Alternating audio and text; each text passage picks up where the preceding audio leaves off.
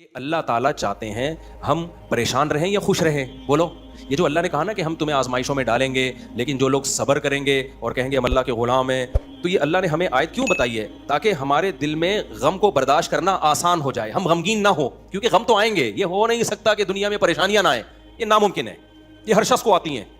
آپ سمجھتے ہو بڑے لوگوں کو نہیں آتی؟ بڑے لوگوں کی پریشانیاں بڑے لیول کی ہوتی ہیں، بہت اونچے لیول کی ہوتی ہیں. تو پریشانی تو ہر شخص کو آئے گی. اللہ چاہتے ہیں کہ ان میں برداشت کی عادت ہو جائے، یہ خوش رہنا سیکھیں. تو اسی وجہ سے دنیا میں سب سے بڑا انعام کیا ہے؟ خوشی ہے یا نہیں ہے؟ پیسہ انسان کیوں حاصل کرتا ہے؟ خوش رہنے کے لیے. صحت کیوں چاہتا ہے؟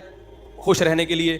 تو اللہ نے قرآن میں فرمایا کہ الا بذکر اللہ تطمئن القلوب، اللہ کے ذکر سے دلوں کو سکون ملتا ہے. اب پتہ ہے لوگ وظیفے پڑھتے ہیں پیسہ حاصل کرنے کے لیے، وظیفوں میں اللہ کا ذکر کیا جاتا ہے، حالانکہ اللہ کہہ رہا ہے وظیفوں سے پیسہ نہیں، وظیفوں سے کیا ملے گا؟ سکون ملے گا. سکون کے لیے کوئی وظیفہ نہیں پڑھ رہا ہوتا. کمال کی بات ہے یا نہیں ہے؟ ابے بھائی صبح شام لوگ ہمارے پاس آتے ہیں، مفتی صاحب پیسے ہی نہیں ہیں، بے روزگاری ہے، بل اتنا آ گیا، دل چاہ رہا ہے وہ بل بکری کو کھلا دیں.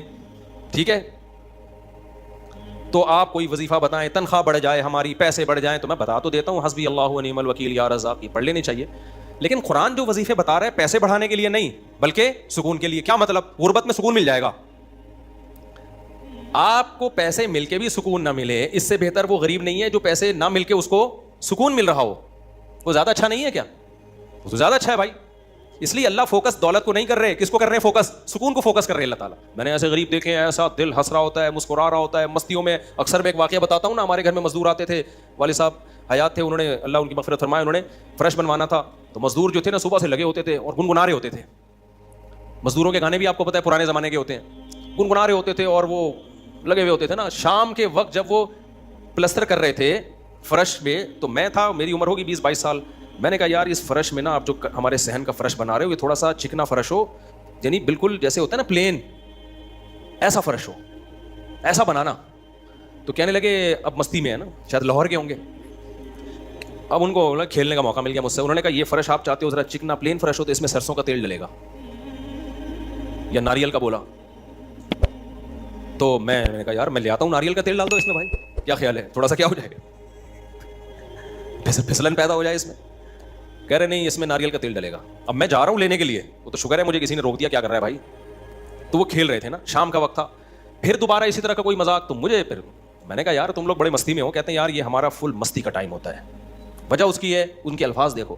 کہہ رہے ہم صبح سے تھکے ہوئے ہیں، مغرب کی اذان ہونے والی ہے، فرش کمپلیٹ کریں گے، گھر جائیں گے، تھکے ہوئے ہیں نا ٹھیک ٹھاک، دہاڑی ملے گی، گھر جائیں گے، نہائیں گے، دھوئیں گے، منجی پہ بیٹھیں گے، بیوی بچے ہمارا انتظار کر رہے ہیں، شدید بھوک میں کھائیں گے کھانا، اس کے بعد لمبے ہو کے سو جائیں گے.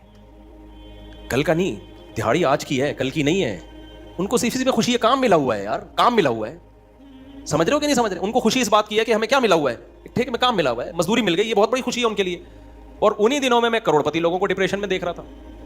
تو خوشی کا تعلق، حکیم اختر صاحب رحمہ اللہ تعالیٰ ایک جملہ بڑا اچھا فرمایا کرتے تھے کہ بادشاہ اٹیک ہمیشہ بادشاہ پہ کرتا ہے، بادشاہ کبھی بھی بھنگیوں کو اور نیچے طبقے کو اپنا ہدف نہیں بناتا. کبھی آپ نے کسی ملک کے بادشاہ کا خلاف کسی بادشاہ کا بیان کسی جمعدار کے خلاف نہیں سنا ہوگا. یہ جی سعودی عرب کا بادشاہ کہہ کہ پاکستان میں وہ جو فلاں جگہ جو چپڑاسی ہے مجھے بالکل پسند نہیں ہے. وہ کبھی سنا آپ نے؟